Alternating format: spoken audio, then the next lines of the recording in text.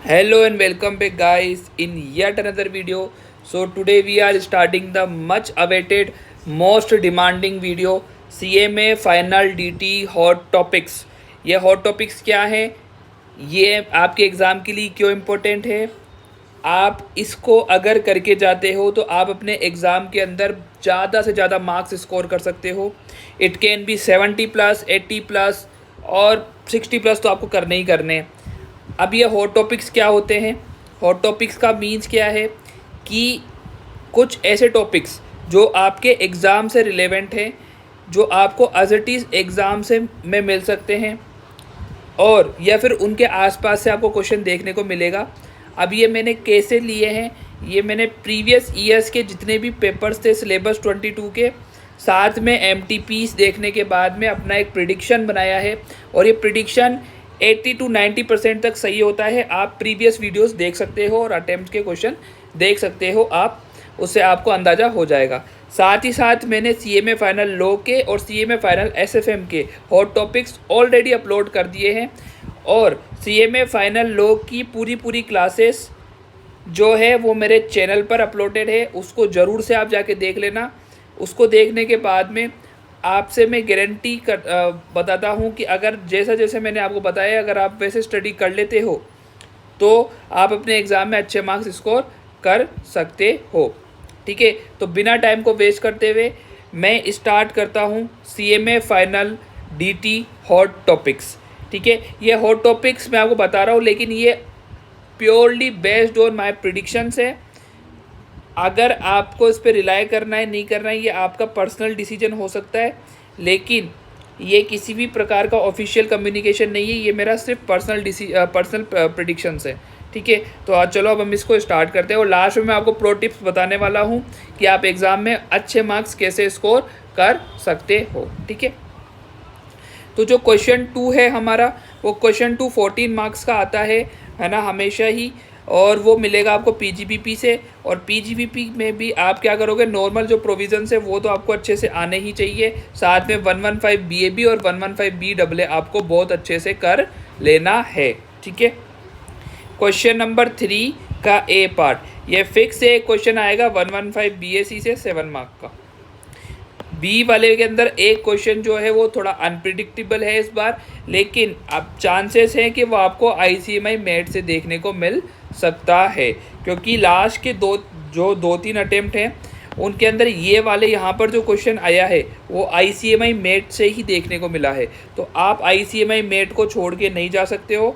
अगर आपने अपना कोर्स पूरा कंप्लीट कर लिया है तो ICMI मेट करने में आपको हार्डली 2 से 3 आवर्स लगेंगे, क्योंकि आपको सिर्फ क्वेश्चन करने रहेंगे और वो मोस्ट प्रोबेबली सिमिलर आपको देखने को मिलते हैं। तो ICMI मेट छोड़ के बिल्कुल भी नहीं जाना है। ठीक है, क्वेश्चन नंबर 4 का है, फिक्स है, डेप्रिसिएशन से देखने को मिलेगा। एडिशनल डेप्रिसिएशन और डेप्रिसिएशन इनके बारे में कैलकुलेशन मिल सकती है। 4 का भी आपको NR टैक्सेशन से मिलेगा, क्रिकेटर वाला हो सकता है। ये जितने भी NR टैक्सेशन के अंदर है, कैलकुलेशन जो होगी टैक्स की वो आपसे करवाएगा। जो 115A के अंदर जो रेटें हैं, 115A सेक्शन 115A के अंदर जो रेट्स दी हुई है उनके ऊपर आपसे कैलकुलेशन पूछ सकता है। क्वेश्चन नंबर 5 का है, असेसमेंट प्रोसीजर, रिविजन्स, अपील, इनसे आ सकता है। 5 का बी जो आएगा आपका ICDS से आएगा। अब प्रोबेबली आप ICDS 7, 2 और 5 अच्छे से करके जाना है इस बार। क्वेश्चन नंबर 6 का ए, मॉडल टैक्स कन्वेंशन से, इक्वलाइजेशन लीवाई से, या फिर ब्लैक मनी एक्ट से आपको देखने को मिल सकता है।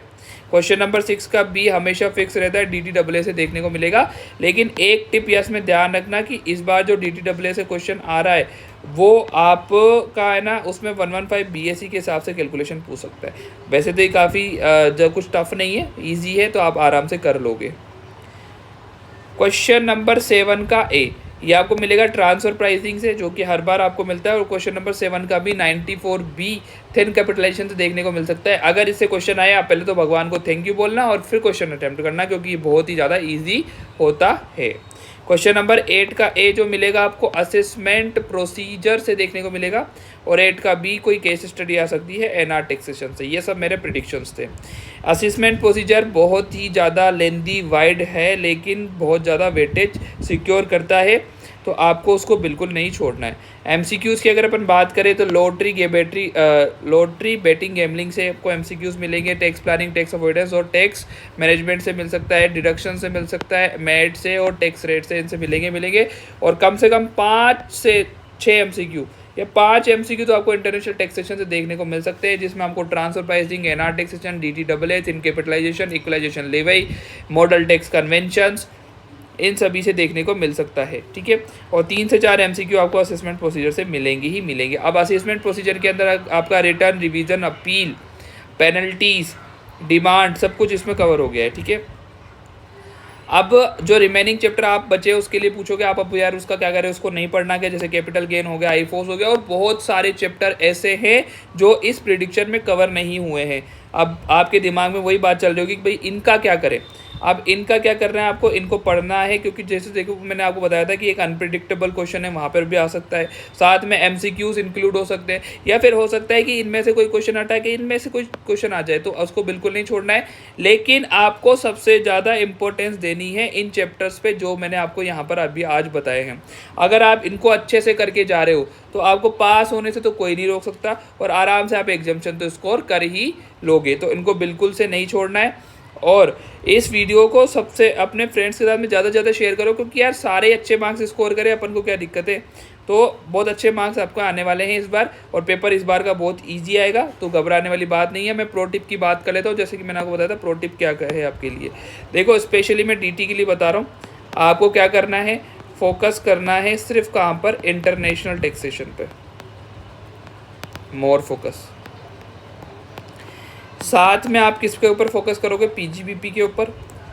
साथ में आप फोकस करोगे, देखो एक तो ये टीडीएस और जो एडवांस टैक्स है ना, इनको बिल्कुल अच्छे से करके जाना। साथ में इंटरनेशनल टैक्सेशन के अंदर आपका डीटीडब्ल्यू कवर हो गया, एनआर टैक्सेशन कवर हो गया, ट्रांसफर प्राइसिंग कवर हो गया। ठीक है, और 115 बीएससी को ढंग से रट के जाना, क्योंकि इनमें से क्वेश्चन आएगा ही आएगा। ठीक है, तो इनको आप अच्छे से कर लोगे, बहुत ही अच्छे से, तो आप बहुत ही अच्छे मार्क्स स्कोर कर पाओगे इस बार एग्ज़ाम के अंदर। ठीक है, तो ये तो हो गई डीटी की बात। अब अनदर सब्जेक्ट हमारे पास में ग्रुप 3 में सिर्फ एचसीएम बच रहा है, जिसके हॉट टॉपिक्स आना बाकी है, और बाकी ग्रुप 4 बच रहा है। अब ग्रुप 4 के लिए अगर आप मुझे ज़्यादा कमेंट्स दोगे या फिर ज़्यादा रिक्वायरमेंट्स आएगी तो ही मैं प्रिपेयर करने वाला हूँ, नहीं तो फिर मैं ग्रुप 3 के ऊपर ही मेहनत करूँगा बाकी सब्जेक्ट के लिए। और आने वाले दिनों में, कुछ एक दिनों में आपके पास में लॉ का मैराथन मिल जाएगा आपको, जो कुछ 11 हार्स के आसपास होने वाला है, जिसमें आपको इन डेप्थ लॉ की पूरी कवरेज हो जाएगी, और मॉड्यूल से मैं कवर होने वाला है ये मैराथन। और साथ में जो एक्सपेक्टेड क्वेश्चंस हैं और लिखने का तरीका हो गया, how to write answers in exams, वो सब कुछ आपको देखने को मिल सकता है। और भी अगर आपकी कोई डिमांड है वो आप कमेंट बॉक्स में बता सकते हो, मैं पूरा वर्क करूँगा उस पर, और आपके लिए उस डिमांड को फुलफ़िल करने की पूरी कोशिश करूँगा। साथ ही आप मुझे इंस्टाग्राम वगैरह पे फॉलो कर सकते हो, जो चैनल का डिस्क्रिप्शन है उसमें आपको वो लिंक्स मिल जाएंगे। और किसी भी टाइप की आपको प्रॉब्लम आ रही है सीएमए फाइनल के अंदर, सीएमए इंटर के, अगर आपके कोई भाई बहन है या फ्रेंड्स है उनको, तो आप यहाँ पर कनेक्ट करवा सकते हो। मैं पूरी कोशिश करूँगा कि मैं आपकी मदद कर पाऊँ। ठीक है, तो मिलते हैं नेक्स्ट वीडियो के अंदर। होप सो आपको ये वीडियो अच्छा लगा होगा, अगर अच्छा लगा तो अपने फ्रेंड्स के साथ में ज़रूर शेयर करना। ठीक है, बाय बाय।